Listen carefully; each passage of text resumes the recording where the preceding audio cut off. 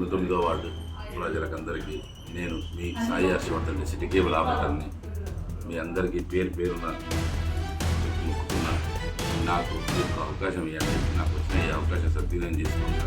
మీ అందరికీ ఎప్పుడు ఎల్లవేళలా అందుబాటులో ఉంటా.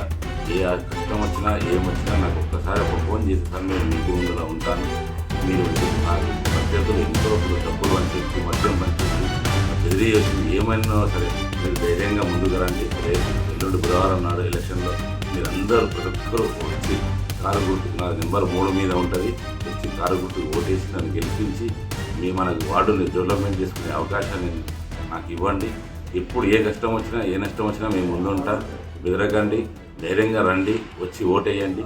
నాకు అది వచ్చిన ఈ అవకాశాన్ని ఒక్కసారి వినియోగించుకోండి. నేను మీ కడుపులో పుట్టిన బిడ్డను అనుకోండి. ఈ ఒక్క అవకాశం నాకు ఇవ్వండి.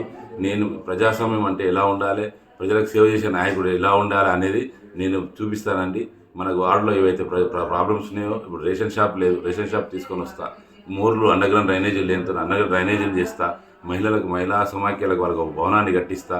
ఎక్కడైతే ఏమంటారు రాజగృహాలు రాలేదు, ఇండ్లు రాలేదు, వాళ్ళందరికీ ఇండ్లు ఇప్పించే బాధ్యత.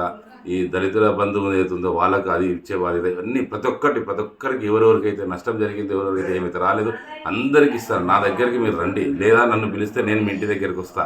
నేను మీలో ఒక్కరిని, నా పక్కన వచ్చి కూర్చొని మీరు నన్ను అడిగే హక్కు మీకు ఉంది.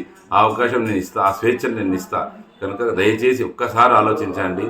మద్యానికి డబ్బులకు ఇది కాకుండా ఒక్కసారి ఆలోచించి ఓటేయమని నా 49 వార్డు ప్రజలందరికీ పేరు పేరు నా మొక్కుతూ మీ అందరికీ పాదాభివందనం చేస్తున్నాను. ఒక్కసారి దయచేసి నాకు అవకాశం ఇవ్వమని కోరుతున్నాను. జై తెలంగాణ.